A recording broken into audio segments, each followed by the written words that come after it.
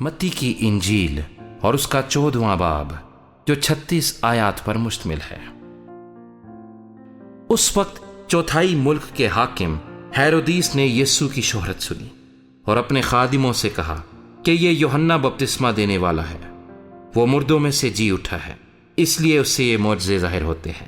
کیونکہ ہیرودیس نے اپنے بھائی فلپس کی بیوی ہیرودیاس کے سبب سے یوحنا کو پکڑ کر باندھا اور قید خانے میں ڈال دیا تھا، کیونکہ یوحنا نے اس سے کہا تھا کہ اس کا رکھنا تجھے روا نہیں، اور وہ ہر چند اسے قتل کرنا چاہتا تھا، مگر عام لوگوں سے ڈرتا تھا کیونکہ وہ اسے نبی جانتے تھے۔ لیکن جب ہیرودیس کی سالگرہ ہوئی تو ہیرودیاس کی بیٹی نے محفل میں ناچ کر ہیرودیس کو خوش کیا۔ اس پر اس نے قسم کھا کر اس سے وعدہ کیا کہ جو کچھ تم مانگے گی تجھے دوں گا۔ اس نے اپنی ماں کے سکھانے سے کہا، مجھے یوحنا بپتسمہ دینے والے کا سر تھال میں یہیں منگوا دے۔ بادشاہ غمگین ہوا، مگر اپنی قسموں اور مہمانوں کے سبب سے اس نے حکم دیا کہ دے دیا جائے، اور آدمی بھیج کر قید خانہ میں یوحنا کا سر کٹوا دیا، اور اس کا سر تھال میں لایا گیا اور لڑکی کو دیا گیا، اور وہ اسے اپنی ماں کے پاس لے گئی۔ اور اس کے شاگردوں نے آ کر لاش اٹھا لی اور اسے دفن کر دیا، اور جا کر یسوع کو خبر دی۔ جب یسوع نے یہ سنا تو وہاں سے کشتی پر الگ کسی ویران جگہ کو روانہ ہوا، اور لوگ یہ سن کر شہر شہر سے پیدل اس کے پیچھے گئے۔ اس نے اتر کر بڑی بھیڑ دیکھی اور اسے ان پر ترس آیا، اور اس نے ان کے بیماروں کو اچھا کر دیا۔ اور جب شام ہوئی تو شاگرد اس کے پاس آ کر کہنے لگے کہ جگہ ویران ہے اور وقت گزر گیا ہے، لوگوں کو رخصت کر دے تاکہ گاؤں میں جا کر اپنے لیے کھانا مول لے۔ یسوع نے ان سے کہا، ان کا جانا ضرور نہیں، تم ہی ان کو کھانے کو دو۔ انہوں نے اس سے کہا کہ یہاں ہمارے پاس 5 روٹیوں اور 2 مچھلیوں کے سوا کچھ نہیں۔ اس نے کہا، وہ یہاں میرے پاس لے آؤ، اور اس نے لوگوں کو گھاس پر بیٹھنے کا حکم دیا۔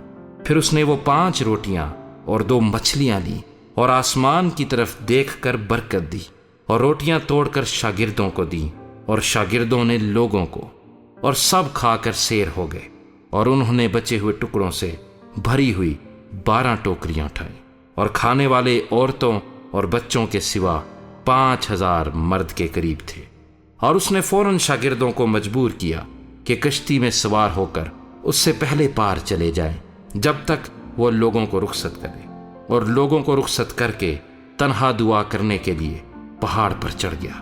اور جب شام ہوئی تو وہاں اکیلا تھا، مگر کشتی اس وقت جھیل کے بیچ میں تھی اور لہروں سے ڈگمگا رہی تھی، کیونکہ ہوا مخالف تھی۔ اور وہ رات کے 4تھے پہر جھیل پر چلتا ہوا ان کے پاس آیا۔ شاگرد اسے جھیل پر چلتے ہوئے دیکھ کر گھبرا گئے اور کہنے لگے کہ بھوت ہے، اور ڈر کر چلا اٹھے۔ یسوع نے فوراً ان سے کہا، خاطر جمع رکھو، میں ہوں، ڈرو مت۔ پترس نے اس سے جواب میں کہا، اے خداوند، اگر تو ہے تو مجھے حکم دے کہ پانی پر چل کر تیرے پاس آؤں۔ اس نے کہا، آ۔ پترس کشتی سے اتر کر یسوع کے پاس جانے کے لیے پانی پر چلنے لگا، مگر جب ہوا دیکھی تو ڈر گیا، اور جب ڈوبنے لگا تو چلا کر کہا، اے خداوند، مجھے بچا۔ یسوع نے فوراً ہاتھ بڑھا کر اسے پکڑ لیا اور اس سے کہا، اے کم اعتقاد، تو نے کیوں شک کیا؟ اور جب وہ کشتی پر چڑھ آئے تو ہوا تھم گئی، اور جو کشتی پر تھے انہوں نے اسے سجدہ کر کے کہا، یقیناً تو خدا کا بیٹا ہے۔ وہ پار جا کر گنیسرت کے علاقے میں پہنچے، اور وہاں کے لوگوں نے اسے پہچان کر اس سارے گرد و نواح میں خبر بھیجی، اور سب بیماروں کو اس کے پاس لائے، اور وہ اس کی منت کرنے لگے کہ اس کی پوشاک کا کنارہ ہی چھو لے، اور جتنوں نے چھوا وہ اچھے ہو گئے۔